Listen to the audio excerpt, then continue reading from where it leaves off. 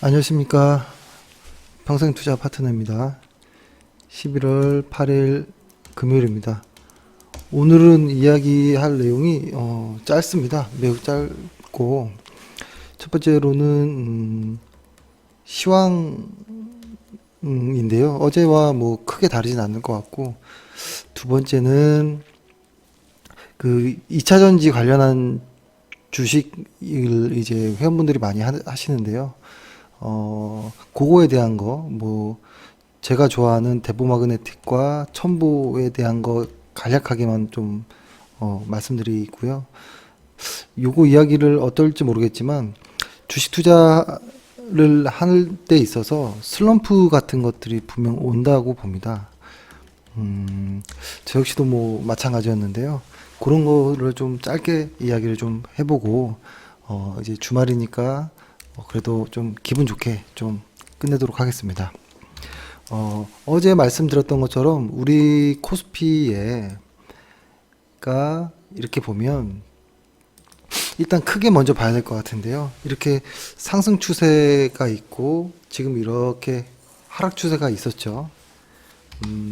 이게 나중에 어떻게 될지 모르겠습니다만 이 하락 추세에서 다시 또 쭉 이렇게 내려가는 하락 추세라고는 보지는 않는다라고 어제는 말씀드렸고요. 오히려 상승 추세이지 않을까, 상승 추세의 어떤 초입이지 않을까라는 말씀을 드렸습니다. 근데 상승 추세이든 하락 추세이든 뭐 종목이든 지수이든 직선은 없잖아요.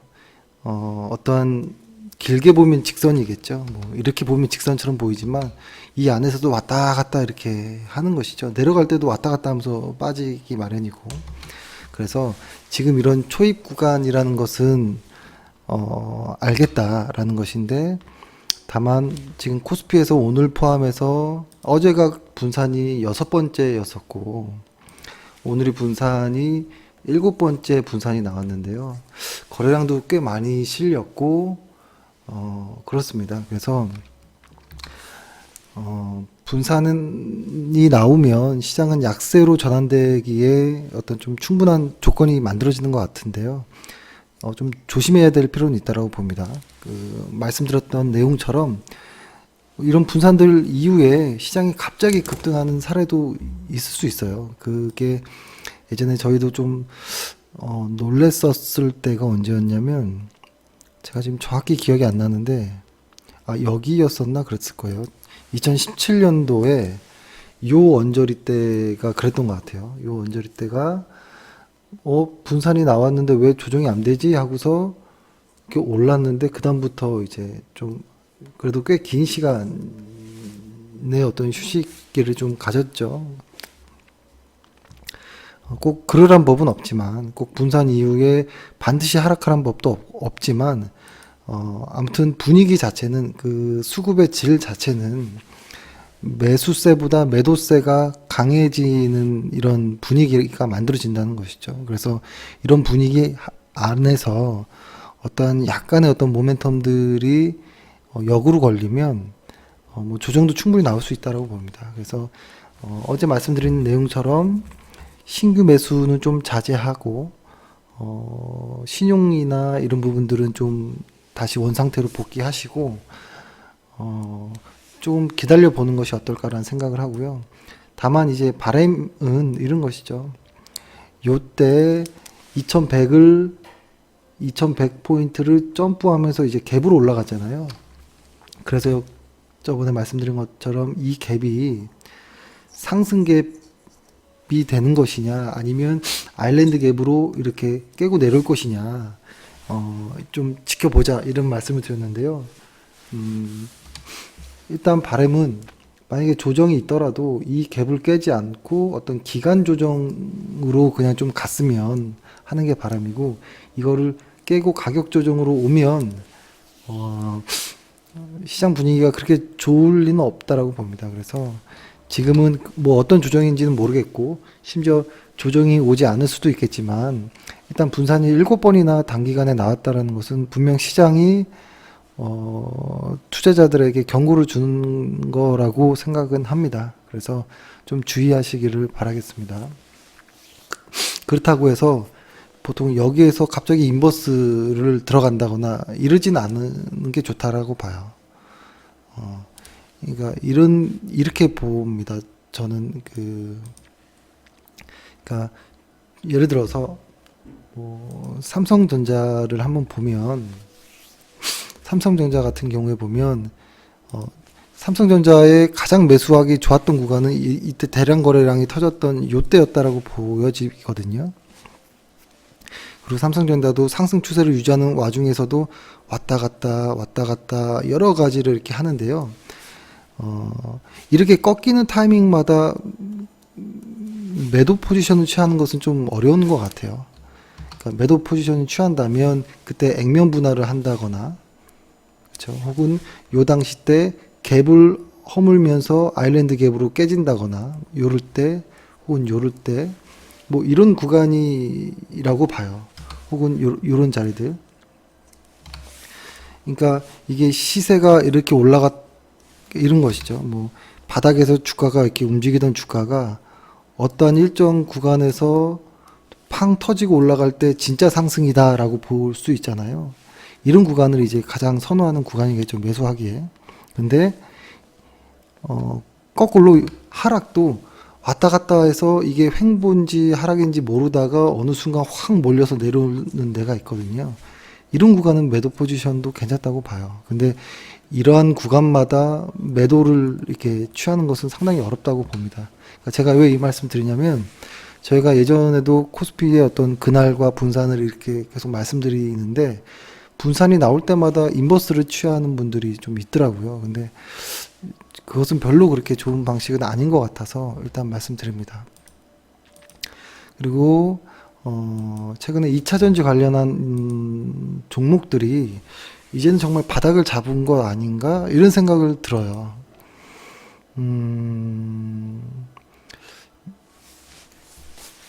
이제 2차전지 쪽 관련해서 사실 처음에 어떤 공급에 관련된 어떤 우려, 뭐 이런 화재 관련된 우려, 이런 것들이 좀 많이 있었거든요. 근데 이것은, 이제 더 이상 나올 것도 없다라고 보여지고요. 보통 이쪽 2차전지 쪽 관련한 쪽이 보면, 3분기 혹은 4분기를 기점으로 다 이제 좀, 특히 내년은 매우 좋은 어떤 성과들이 좀 나오는 구간이기 때문에, 저는 2차전지 관련한 쪽에 비중을 좀 많이 실어야 된다라는 생각을 하고요. 근데 여러 2차전지 쪽에 어떤 종목들이 있을 텐데요. 저는 그 안에서도,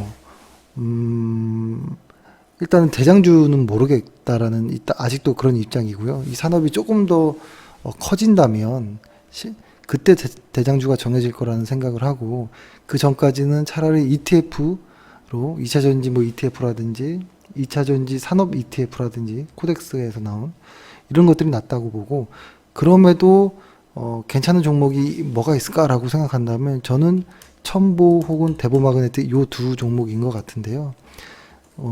첨보는 아까 그 카페에다가 좀 글을 올렸거든요. 한번 좀 천천히 보시면 좋을 것 같고, 대보마그네틱도 뭐 마찬가지입니다. 근데 그럼에도 불구하고 이렇게 산업 초기 때 한두 종목에 올인하고 이런 거는 전 별로 이렇게 좋아 보이지는 않습니다. 그래서 아직도 2차전지 관련주에 대한 어떤 성장성의 의구심은 없겠죠, 앞으로에. 근데 다만 종목에 대한 좀 불안함은 있어요. 누가 소외될지, 누가 대장으로 나갈지 아직 모르는 상황이기 때문에, 그래서 좀 길게 간다라는 생각으로 2차전지 테마를 여전히 좀 비중을 확대하시는 게 어떤가 이런 말씀을 드립니다. 그리고 아까 저희 그 회원이랑 조금 오래 통화를 했었는데요. 좀 반가운 통화이기도 했고, 이렇게 이야기를 하면서 저도 다시 뭐 돌아보는 이런 뭐 계기도 좀 되긴 했는데요. 이게 주식을 열심히, 그러니까 시작하자마자 정말 머리 싸매고 열심히 한 2, 3년 이렇게 하면 꼭 슬럼프가 오는 것 같아요. 주변을 봐도 그렇고. 근데 어영부영 하는 거 말고요. 진짜로 파고들어서 한 1, 2년 이상을 닥치는 대로 읽어가면서 테스트하면 꼭 슬럼프가 오는 것 같거든요. 왜 그러냐면 여러 가지 어떤 좋은 어떤 방식들이라고 생각되어지는 것들이 너무 많다라는 것이고, 너무 많다라는 것인데, 그런 것들이 다 맞는 것 같아요. 어쩔 때는. 그러다가 어쩔 때는 다 안 맞는 것 같고. 그래서 저도 돌아보면 그랬던 것 같아요. 뭐냐면, 이렇게 시장이 상승할 때랑 하락할 때를 구분을 먼저 했어야 되는 것이 아니냐라는 생각이 들어요. 보통 이렇게 상승이 시작되는 초입 때는 이런 바닥권에 있을 때는 가치 투자라든지 뭐 혹은 배당주라든지 뭐 이런 어떤 매매하는 어떤 패턴이 상당히 그럴싸해 보이거든요. 근데 시장이 아주 강세장으로 가면 내가 언제 그랬냐는 듯이 내가 산 배당주 주식들이 너무 얄미운 거예요. 가지도 않으니까. 그러면 또 이렇게 상승장에서는 모멘텀 투자에 또 빠집니다.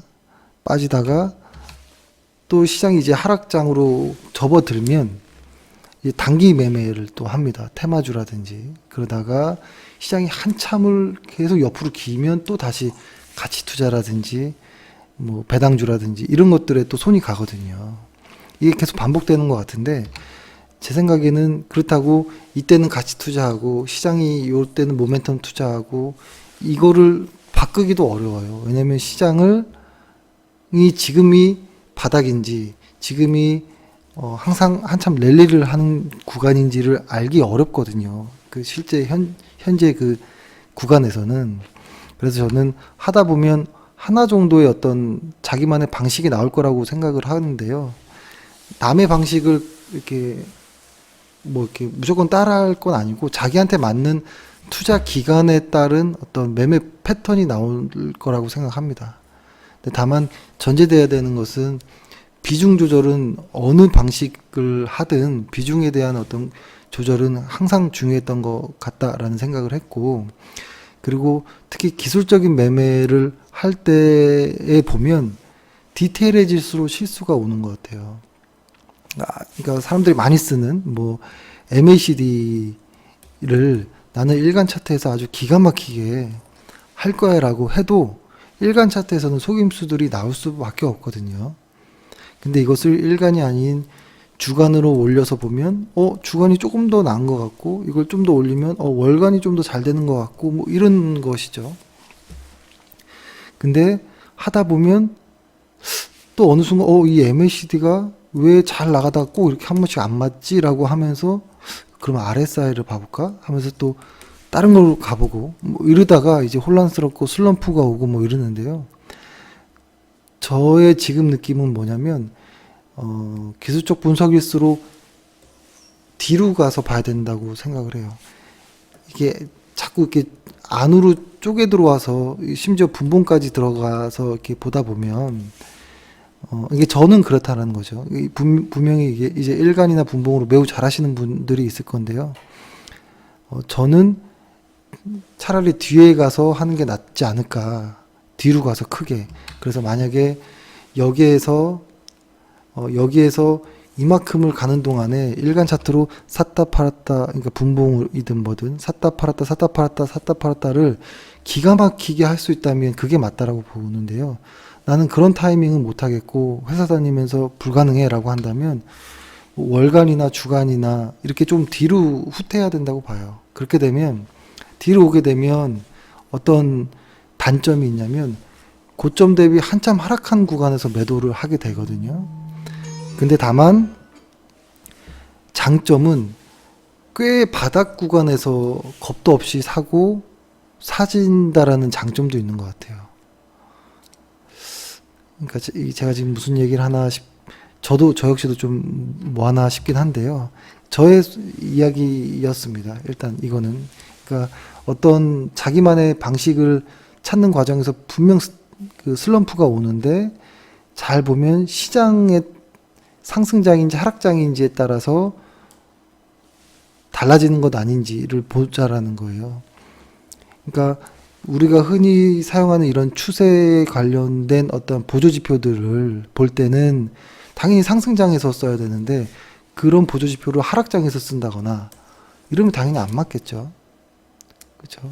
그리고 가치 투자의 어떤 느낌이 있는 사람이 모멘텀 투자를 해야 되는 구간에서 이제 고민을 한다거나 뭐 이렇게 좀 다른 부분들이 있겠죠. 그래서 그런 부분들을 좀 조심해야 된다라는 생각이 들고, 근데 다만 저는 좋은 회사를 월간 차트상 좀 큰 흐름상 변동성을 좀 내재화시킨 상황에서 월간 차트로 좀 사서 좀 이렇게 좀 길게 끌고 가는 것이 시간이 지나고 보니 저는 그것이 맞다라는 생각이 들었거든요. 그래서 회원분들도 분명히 이런 고민하시는 분들이 있을 거라고 봅니다. 그래서 뭐 제가 도움이 뭐 얼마나 될지 모르겠지만 그냥 서로 한번, 만약에 매우 답답한 상황에 오는 분들이 있을 수 있거든요. 보통 제 주변의 사람들을 보면 처음에 주식을 하면 기술적 분석을 먼저 이렇게 많이 하더라고요. 하다가 점점 분봉까지 이렇게 T그룹까지 이렇게 가지더라고요. 그런 분들이 있고, 근데 여기까지 갔다가 선물 옵션으로 가서 끝나는 사람들이 있고, 아니면 이렇게 가다가 슬럼프에서 끝나는 사람이 있고요. 근데 아예 처음부터 공부 안 하는 사람들도 있고요. 근데 이렇게 가다가 여기서 이제 기본적 분석으로 빠지는 분들도 좀 있거든요. 근데 일단 이왕 공부한다고 마음 먹었으면 이거 말고 이것도 당연히 하셔야 되고, 이것도 같이 보는 게 좋은 것 같아요. 같이 봐서 일단 여러 개 다 해본 다음에 뭐 나만의 어떤 무언가 하나를 좀 손에 쥐는 게 어떨까라는 생각을 하고, 근데 이런 모든 것들에 정답은 없거든요, 주식은. 그러기 때문에 그런 정답이 없는 위험한 투자이기 때문에 주식은 항상 기본으로 전제되는 게 비중 조절인 것 같아요. 비중 조절. 그래서 제가 가장 선호하고 가장 권하는 종목 개수는 20개라고 생각을 합니다. 그러면 이렇게 딱 20개라고 말씀드리면 이렇게 생각하시더라고요. 그거 나 관리 못해. 내 역량 밖이야. 라고 생각을 하는데요. 그럼 어쩔 수 없는 거예요. 본인이 못하는 거거든요. 시장에 리스크는 존재한다라는 겁니다. 그러니까 시장은 위험하지만 내 한계가 거기까지야 라고 하면 리스크를 감안해야 된다라는 거예요. 비중을 줄였을 때, 종목 개수를 줄였을 때. 근데 제가 이제 회원분들이랑 많이 이야기를 해본 결과 왜 종목이 관리가 안 될까라는 거를 이렇게 보면, 처음에는 일단은 회사를 다니니까 시간 할애하기가 어렵다라는 거가 첫 번째였던 것 같아요. 시간이 좀 부족했다라는 거. 근데 두 번째 가장 큰 문제는 내가 고민해서 산 종목이 아니고 남의 종목을 사서 그래요. 남의 종목을 샀기 때문에 기억이 안 나는 거예요. 그래서 심지어 어떤 분들은 내가 무슨 종목을 가지고 있지? 매입 단가가 얼마지? 이거 기억 못 하는 분도 많아요. 근데 한 종목을 한 달 혹은 두 달 혹은 뭐 1, 2년 이렇게 한참을 째려보다가 사는 종목들은 절대 까먹지 않거든요. 근데 그런 종목들이 10개든 20개든 잘 안 까먹습니다. 까먹기가 어렵죠. 그렇게 고민해서 산 종목이라면. 근데 보통 내가 고민해서 산 종목이 아니고 남의 종목을 샀기 때문에 너무 쉽게, 너무 빠르게 고민 없이 샀기 때문에 잊어버리는 것 같아요. 그래서 그거에 대한 것도 좀 생각해 보시면 좋겠다라는 생각을 하고, 그리고 개인적으로는 뭐 이런 거겠죠. 만약에 이 바닥에서 사서 추세 끝까지 갈 거야 라는 이런 마음도 있는데요. 그렇게 하는 건 뭐 신의 영역이라고 보고요.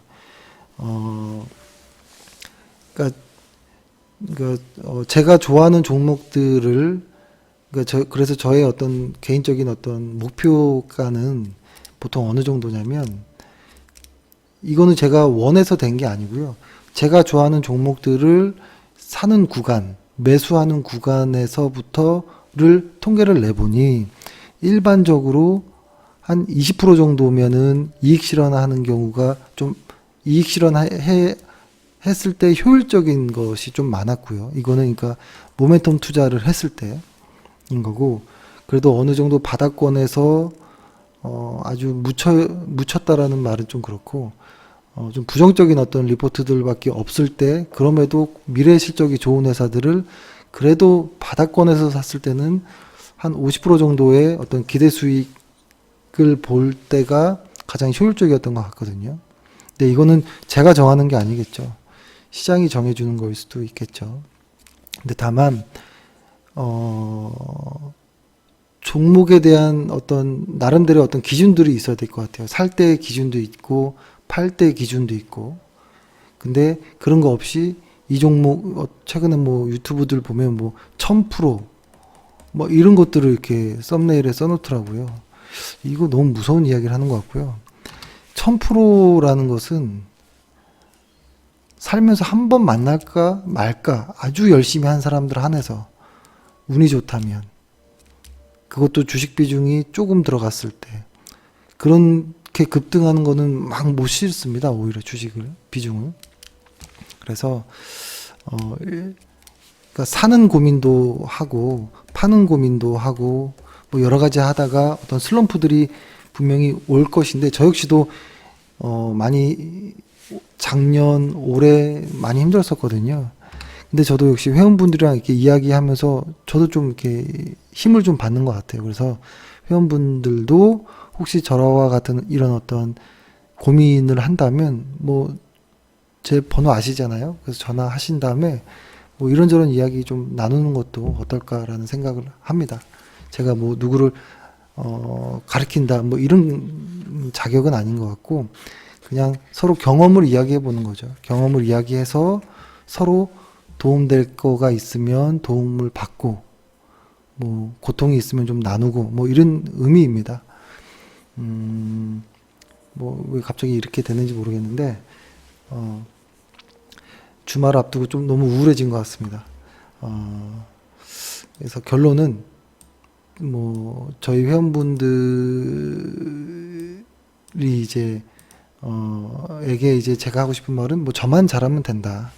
뭐 저만 잘하면 다들 뭐 이런 슬럼프 없이 다들 가는 거 아니겠습니까? 그래서 저 역시도 열심히 하고 회원분들도 좋은 회사를 끝까지 좀 추적하는 뭐 이런 것들.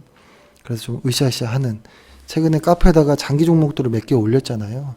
그것들이 이제 다 이제 좀 바닥권에 있기 때문에 아마 별의별 어떤 파도들이 많을 겁니다. 좀 꾹 참고 좀 길게 해서 좀 좋은 수익을 내는 이런 방식으로 좀 했으면 좋겠고요. 그리고 지금은 이제 하락장을 마무리하는 이런 구간인데, 이게 횡보로 갈지 우상향으로 갈지 모르겠으나 일단 하락장을 벗어났다면 코스피가 진득한 매매가 더 낫습니다. 좋은 회사라면 진득하게 가는 것. 그리고 지금 막 이렇게 순환매가 돌면서 시장 전반이 올라가고 있을 때 내가 산 종목은 왜 안 오르지 하면서 다른 종목, 내 종목 팔고 다른 종목 따라 들어가고 이런 것도 또 안 좋거든요.